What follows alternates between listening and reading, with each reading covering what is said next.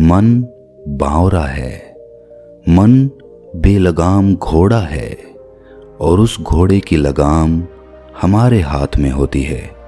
हम चाहें तो अपने मन की लगाम अपने काबू में करके उससे जो चाहें वो काम करवा सकते हैं, और अगर हम चाहें तो वो लगाम अपने हाथ से छोड़कर अपने मन को यूं ही बेवजह भटकने के लिए छोड़ सकते हैं। सारी बातें हम पर निर्भर करती हैं। जो भी इच्छा हमारे मन में उठती हैं उनके पीछे कहीं ना कहीं हम स्वयं होते हैं। कभी कभी हम इस बात को समझ लेते हैं और कभी कभार हम इस बात को कभी समझ ही नहीं पाते। अगर हम किसी तरकीब से अपने मन को खाली करना सीख जाएं, तो हम अपने मन के अंदर कुछ ऐसे विचार डाल सकते हैं जिससे हम अपने मन की बकबक को शांत कर सकते हैं। जिन विचारों का सैलाब हमारे मन में चलता रहता है, असलियत में वही हमारे दुखों का सबसे बड़ा कारण होता है।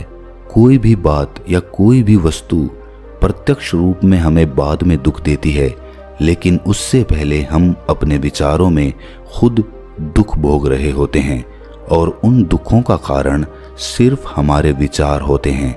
इसीलिए अगर हमें अपने मन की बकबक को शांत करवाना है तो हम अपने आप से नहीं कर सकते। ना ही कोई ज्ञान या कोई उपदेश हमारे मन की बकबक शांत कर सकता है, लेकिन हमारा मन एक कहानी के माध्यम से ये ज़रूर समझ सकता है कि अपने मन की बकबक किस तरह शांत की जाए। इसीलिए ये कहानी आखिर तक सुनने के बाद आपके मन की बकबक एकदम शांत हो जाएगी। किसी नगर में एक नौजवान युवक रहा करता था। उसका नाम अंकित था। उसे एक समस्या थी और उसकी समस्या ये थी कि उसका मन हर समय भटकते रहता था। उसके मन में हर समय कोई ना कोई नकारात्मक विचार चलते रहते थे। उसके मन की बकबक कभी शांत नहीं होती थी। वो सोचता कुछ और था लेकिन उससे हो कुछ अलग ही जाता था। कभी वो अपने अतीत के बारे में सोचता था कि काश मैंने ये कदम उठा लिया होता तो आज मेरा जीवन कुछ और ही होता, या फिर वो अपने भविष्य के बारे में सोचता रहता कि कहीं भविष्य में ऐसा हो गया तो क्या होगा, कहीं मैं असफल हो गया तो क्या होगा, अगर मुझसे कोई गलती हो गई तो लोग मेरा मजाक उड़ाना शुरू कर देंगे। और ऐसे ही कई सारे नकारात्मक और असफलता से भरे विचार उसके मन में आते रहते थे। अंकित हमेशा ही अपने विचारों में खोया रहता। वो अपने विचारों से मुक्ति पाना चाहता था। अंकित चाहता था कि उसके मन में कोई भी फालतू का विचार ना आए, लेकिन उसके चाहने से कुछ नहीं होता था, क्योंकि उसके मन में विचारों का सैलाब हमेशा चलता रहता था। एक दिन अपने मन के विचारों से परेशान होकर वो एक जंगल में एक बौद्ध भिक्षु के पास पहुंच जाता है। बौद्ध भिक्षु के पास पहुंचकर अंकित अपने जीवन की एक घटना बताता है और वो उन्हें ये भी बताता है कि उस घटना ने उसके दिमाग और उसके मन पर किस प्रकार प्रभाव छोड़ा। अंकित ने कहना शुरू किया कि बचपन में मैं बहुत ही निर्भीक बच्चा हुआ करता था। मुझे किसी का कोई डर नहीं था। कोई भी काम मैं बड़ी आसानी के साथ कर लेता था। ना मैं उसके परिणाम के बारे में सोचता था और ना ये सोचता था कि ये काम अगर मैं करूँगा तो लोग क्या कहेंगे। लेकिन कुछ सालों पहले आर्थिक रूप से मजबूत होने के लिए मैंने कुछ धन घर वालों से लेकर एक नया काम शुरू करने का सोचा। उस काम के बारे में मुझे सभी ने राय दी कि इस काम में ज़्यादा मुनाफा नहीं होगा, तुम्हें नुकसान हो सकता है।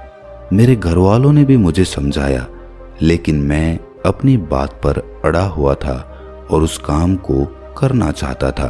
और जब मैंने जिद की तो घर वालों ने कुछ धन मुझे दे दिया। उस धन से मैंने उस काम की शुरुआत की, लेकिन दुर्भाग्यवश उस काम में मुझे हानि का सामना करना पड़ा। मुझे बहुत नुकसान हुआ। मेरा सारा धन खत्म हो गया था। मैं पहले से ही परेशान था और इस पर मेरे घर वालों ने मुझे कहना शुरू कर दिया, डांटना शुरू कर दिया कि हमने तुम्हें पहले ही मना किया था, लेकिन तुमने हमारी कोई बात नहीं मानी। अब अपने कर्मों को अपने आप भुगतो। ये घटना मेरे जीवन की एक ऐसी घटना बन गई जिसने मेरे जीवन को पूरी तरह से परिवर्तित कर दिया। अब जो भी काम मैं करने की सोचता हूँ तो मेरे मन में एक डर समा जाता है। या तो मैं ये सोचता हूँ कि लोग क्या कहेंगे, कहीं मैं नाकामयाब हो गया तो मेरे घर वाले मुझे डांटेंगे तो नहीं, या फिर भविष्य के बारे में सोचता हूँ कि अगर ये काम नाकामयाब रहा तो फिर मैं आगे क्या करूँगा, कहीं ये धन भी खत्म हो गया और मेरा नुकसान हो गया तो उस हानि की भरपाई मैं कैसे कर पाऊँगा। और ऐसे ही विचारों की वजह से मैं कोई भी काम शुरू नहीं कर पाता और मेरे मन में इन्हीं विचारों की बकबक चलती रहती है। मैं बहुत परेशान हो गया हूँ। मैं इन विचारों से छुटकारा चाहता हूँ। मैं अपने मन की बकबक को शांत करना चाहता हूँ। मैं जानता हूँ कि ये नकारात्मक विचार हैं, लेकिन फिर भी इनसे छुटकारा हासिल नहीं हो पाता। हर दिन मेरे मन में हजारों विचार चलते रहते हैं और ये कब होता है, क्यों होता है, मुझे कुछ पता ही नहीं चलता। बहुत देर बाद मुझे एहसास होता है कि मैं क्या करने बैठा था और मैं क्या कर रहा हूँ।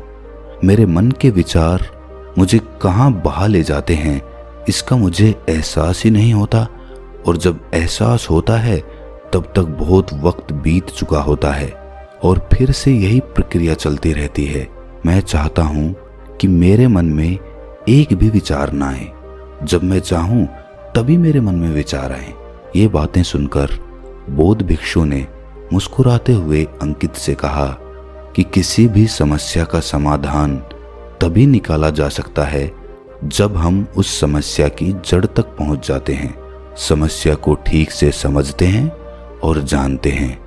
इसके बाद बौद्ध भिक्षु ने कहा कि जिस मन को तुम खाली करना चाहते हो, क्या तुमने उस मन को कभी भी थोड़ा बहुत समझने की कोशिश की है, थोड़ा बहुत जाना है? ये सुनकर अंकित ने कहा कि भंते, मैंने अपने मन को जानने की बहुत कोशिश की है, लेकिन मैं जितना ही इसके बारे में जानने की कोशिश करता हूँ, मेरा मन उतना ही रहस्यमय हो जाता है। ये सुनकर बौद्ध भिक्षु ने उसी वक्त अंकित को एक घड़ा देते हुए कहा कि जाओ, इस घड़े में छोटे छोटे पत्थर भरकर लेकर आओ। फिर वो युवक वहां से गया और उस घड़े में छोटे छोटे पत्थर भरकर उस बौद्ध भिक्षु के पास लेकर आ गया। बौद्ध भिक्षु ने उसी वक्त मुस्कुराते हुए कहा कि इस घड़े को तुम अपना मन समझो और इस गड्ढे में भरे पत्थरों को अपने विचार समझो। अब इस घड़े में और पत्थर डालो। उस युवक ने घड़े में और पत्थर डालने शुरू कर दिए। चूंकि घड़ा पहले से भरा हुआ था तो एक दो पत्थर डालने के बाद बाकी सारे पत्थर नीचे गिरने लगे। फिर बौद्ध भिक्षु ने अंकित को सचेत करते हुए कहा कि रुको, जरा ध्यान से देखो, अब घड़े में पत्थर नहीं आ रहे हैं बल्कि पत्थर नीचे गिर रहे हैं, क्योंकि ये एक घड़ा है और इसमें जो आ सकता था वो आ चुका है। अब इसमें और पत्थर नहीं आ पाएंगे। अगर दूसरे पत्थर डालने हैं तो पहले वाले पत्थरों को निकालना होगा। ये सुनकर उस युवक ने कहा कि गुरुदेव, मैं आपकी बात समझ गया हूँ कि आप मुझे क्या बताना चाहते हैं। हमें अपने मन को विचारों से खाली कर देना होगा। ये सुनकर बौद्ध भिक्षु मुस्कुराने लगे और कहा कि पहले मेरी पूरी बात तो सुन लो, उसके बाद मन को खाली कर लेना।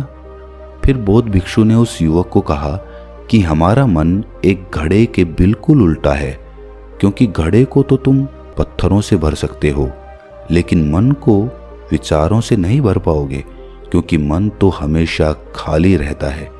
ये सुनकर उस युवक ने कहा कि गुरुदेव, मुझे आपकी बातें कुछ समझ में नहीं आ रही हैं। मन अगर खाली रहता है तो फिर हम उसे खाली करना क्यों चाहते हैं? फिर मन को खाली करने की क्या आवश्यकता है? इस पर बौद्ध भिक्षु ने उससे कहा कि इस घड़े से एक एक करके पत्थरों को बाहर निकालो। उस युवक ने वैसा ही किया। वो घड़े में से एक एक करके सारे पत्थरों को बाहर निकालता रहा और ऐसा करते करते आखिरकार घड़ा खाली हो गया। फिर बौद्ध भिक्षु ने उससे कहा कि देखा तुमने, जब एक एक करके तुमने पत्थरों को बाहर निकाला तो ये घड़ा खाली हो गया। अब तुम इस घड़े में कोई भी पत्थर डाल सकते हो, दूसरे भी पत्थर डाल सकते हो, या फिर उन्हीं पत्थरों को दोबारा डाल सकते हो।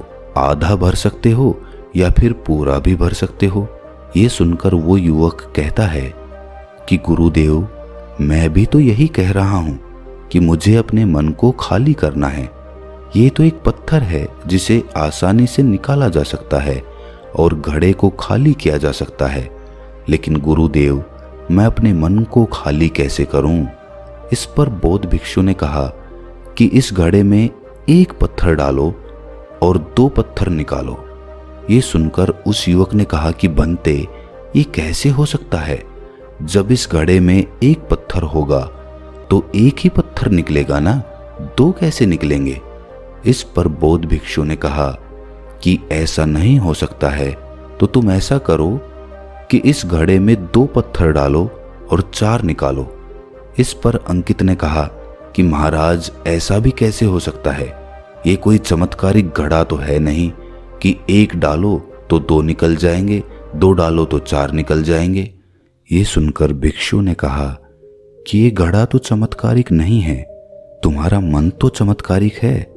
उसमें से अगर तुम एक विचार बाहर निकालते हो तो उसके साथ 2 विचार आते हैं, और जब तुम 2 विचारों को निकालने की कोशिश करते हो तो उसके साथ 4 विचार आते हैं, और फिर ऐसा करते करते विचारों की एक लंबी श्रृंखला बन जाती है, और फिर तुम कहीं नहीं रुकते, एक के बाद एक विचारों को पकड़ते जाते हो। ये मिट्टी का घड़ा तो पत्थरों से भर जाएगा, लेकिन तुम्हारा मन कभी नहीं भरेगा। वो तो हमेशा खाली है, वो अपने में से कुछ खाली नहीं कर सकता। ये इस मन की माया है कि सब कुछ है लेकिन फिर भी कुछ नहीं है। इस पर उस युवक ने कहा कि बनते, मैं आपकी बात समझ रहा हूं, लेकिन क्या मैं हमेशा अपने विचारों के जाल में ही फंसा रहूंगा? क्या इस मन के माया जाल से निकलने का कोई रास्ता नहीं है? ये सुनकर बौद्ध भिक्षु ने कहा कि इस मिट्टी के घड़े में आधे पत्थर भर दो। उस युवक ने ऐसा ही किया। फिर बौद्ध भिक्षु ने कहा कि अब इन पत्थरों में से कोई एक पत्थर चुनो और उस पत्थर की एक छोटी सी मूर्ति बनाकर मुझे दे दो। मैं जानता हूं कि तुम एक अच्छे कलाकार हो। अंकित ने एक पत्थर निकाला और उस पत्थर को बौद्ध भिक्षु के सामने तराशने लगा। पत्थर को तराशते वक्त उसे लगा कि ये पत्थर अच्छा नहीं है। फिर उसने दूसरा पत्थर घड़े से निकाला, लेकिन उसे वो पत्थर भी पसंद नहीं आया। फिर उसने तीसरा पत्थर निकाला, लेकिन वो तीसरा पत्थर भी उसे पसंद नहीं आया। उसका रंग अच्छा नहीं था। ऐसा करते करते उस युवक ने सभी पत्थरों को बाहर निकाल दिया। उस युवक को ऐसा करते हुए बौद्ध भिक्षु बड़े ही ध्यान से देख रहे थे। फिर बौद्ध भिक्षु ने उससे कहा कि जो तुमने सबसे पहले पत्थर निकाला था, उस पत्थर को ये समझकर तराशो कि इसके बाद तुम्हारे पास कोई और पत्थर नहीं है और ये एक ही पत्थर तुम्हारे पास है। फिर उस युवक ने जैसा गुरुदेव ने कहा था उसी एक पत्थर को लेकर तराशना शुरू किया और उसने उस पत्थर को एक बहुत ही सुंदर मूर्ति का आकार दे दिया। उस मूर्ति को बौद्ध भिक्षु को भेंट करते हुए उस युवक ने कहा कि गुरुदेव, इस पत्थर से इतनी सुंदर मूर्ति बन सकती थी, मैं ये सोच भी नहीं सकता था। उस युवक की बात सुनकर बौद्ध भिक्षु ने कहा कि जब तुम्हारे पास और कोई दूसरा विकल्प नहीं होता है, तब हम उस विकल्प में ही संपूर्ण ऊर्जा लगाते हैं और उसी को सबसे बेहतर बनाते हैं। और जब हमारे पास कई सारे विकल्प होते हैं तो हम पत्थर चुन भी नहीं पाते और मूर्ति बन भी नहीं पाती। हमारा मन भी एक विचार के पीछे हजारों विकल्प खोल कर रख देता है और एक मुख्य विचार को छोड़कर उन हजारों फालतू के विचारों में उलझ कर रह जाते हैं। फिर उस युवक ने कहा, गुरुदेव, मैं आपकी बातों को बहुत अच्छे से समझ गया हूँ, लेकिन अब मुझे क्या करना चाहिए? कृपया आप मेरा मार्गदर्शन करें। भिक्षु ने उस युवक से कहा कि मन को खाली करना, साफ करना 1-2 दिन का काम नहीं है, ये बहुत लंबी प्रक्रिया है। तो क्या तुम इसके लिए तैयार हो? वो युवक कहता है कि जी गुरुदेव, मैं तैयार हूं, चाहे कितनी भी लंबी प्रक्रिया क्यों ना हो। ये जवाब सुनकर बौद्ध भिक्षु ने कहना शुरू किया कि सबसे पहले तो तुम ये समझो कि मन हमारा दुश्मन नहीं है। हमें मन से कोई चीज निकालनी नहीं है। ये ख्याल ही निकाल दो कि तुम्हें मन को खाली करना है। तुम जितना ही अपने विचारों को रोकने की कोशिश करोगे, विचार दुगनी ऊर्जा के साथ तुम पर आक्रमण करेंगे। ध्यान रहे, मन एक बच्चे की तरह होता है। अगर हम बच्चे से कोई चीज छुपा कर रखना चाहते हैं, छुपाने की कोशिश करते हैं, तो बच्चा उसी चीज की जिद करने लगता है, उसी के बारे में सोचने लगता है। इसी प्रकार जो भी विचार हम अपने मन से निकालने की कोशिश करते हैं, तो उसको निकालने के लिए, उस विचार को निकालने की प्रक्रिया के संबंध में सोचना शुरू कर देते हैं, और फिर उसको निकालने की प्रक्रिया के संबंध में ही हमारे मन में विचार उठने लगते हैं, और हमारा मन उसी विचार के इर्द गिर्द घूमता रहता है। और हम जितना ही उस विचार को निकालने के बारे में सोचेंगे, मूलतः हम उसी विचार के बारे में सोच रहे होंगे, और आखिरकार हम पाएंगे कि उस विचार को तो हम निकाल ही नहीं पाए जिसको हम निकालना चाहते थे। उल्टा हमने उस विचार को अपने मन के अंदर और गहरी जगह दे दी। एक सूत्र हमेशा याद रखो, आने दो और जाने दो। तुम उनके साथ छेड़छाड़ मत करो। उनको निकालने के बारे में मत सोचो, उनको पकड़ने के बारे में मत सोचो। बस ये समझो कि विचार आया और चला गया। तुम मात्र देखने वाले थे, तुम साक्षी थे। और जब तुम्हारे अंदर साक्षी भाव उत्पन्न होने लगता है, तो तुम दृष्टा बन जाते हो, देखने वाले बन जाते हो। और जितना ही तुम अपने विचारों को देखते जाते हो, उतने ही तुम्हारे विचार खाली होने लगते हैं। देखते देखते साक्षी भाव में तुम पाओगे कि एक दिन तुम्हारा हृदय, तुम्हारा मन विचारों से बिल्कुल खाली हो चुका है। क्योंकि देखने मात्र से उन विचारों की निरर्थकता हमें पता चलती है।